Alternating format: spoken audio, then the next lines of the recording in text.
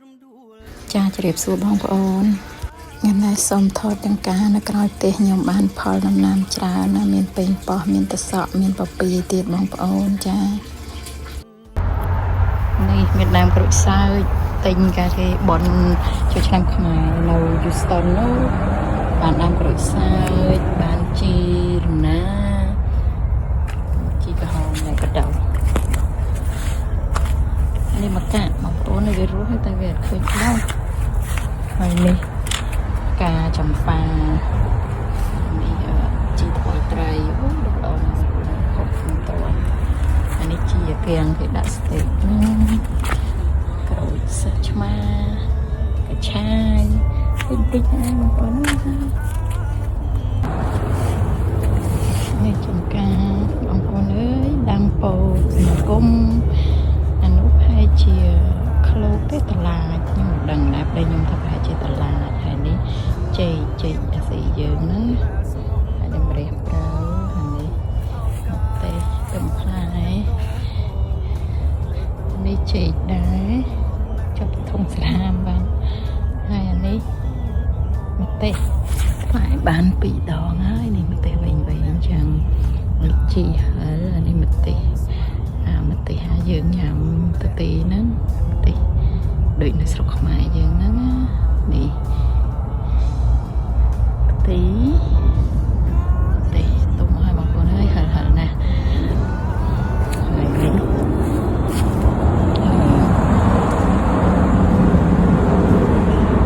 បោះចាបោះឈេរីគេហៅឈេរីយោមីរ៉ូច្រើនអស់ហើយហូបអស់ទេនេះទុំបេះបាន2ចានេះផ្លែញ៉ាំសំវិញនេះស្គាល់គ្នាគាត់មកលេងបេះឲ្យគាត់ឡើងមកកណូ2-3ថងណា2ថងទេ2ថងនេះពេញប៉ោះញ៉ាំឡើងណាណៃ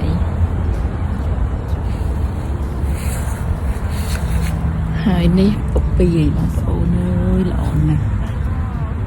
ល្អមែនទេធំត្រូវដីខ្ញុំដាក់ឲ្យឡើងចានេះផ្លែទៀតហើយពពីឆ្នាំនេះបានទៅច្រើនណាស់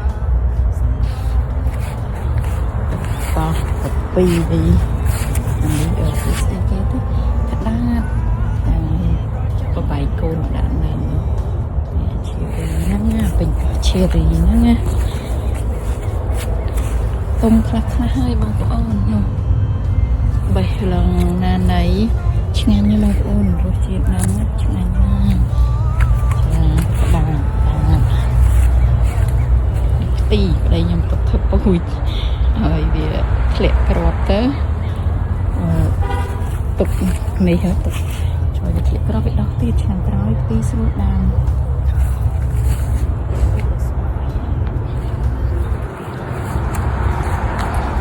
អានេះផ្លែត្រឡប់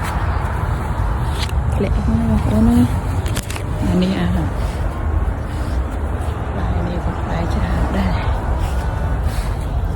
អានេះមកម៉ូទៀតពេញប៉ោះដែរតែវាធំតែប៉ុណ្្នឹងអានេះជារីធំនេះចាហើយនេះត្រសក់បងប្អូនអើយត្រសក់ផ្លែមែនទេផ្លែខ្ញុំតាមឆ្នាំនេះគឺថា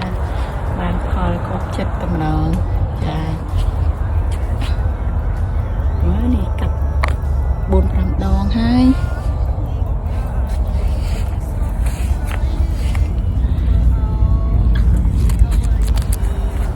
នេះក៏ទុកធ្វើពូជមើលដូចសក់ស្រូវអីបងប្អូននេះតែសក់យើងអាសក់ផ្អយើងហ្នឹងគេឲ្យសក់ផ្អហ្នឹងចាហើយនេះមើលក៏ចងចឹងបើចងចឹងទៅវាធំពេកវាធ្លាក់ស្ដាច់ដើមអញ្ចឹងណានេះតែសក់នេះចានេះសក់នេះទេមិនមែនតែសក់ស្រូវទេណាសក់ហ្នឹងបងប្អូនលើផ្លែទៀតហើយក្តាប់ទៀតហើយនេះទៀត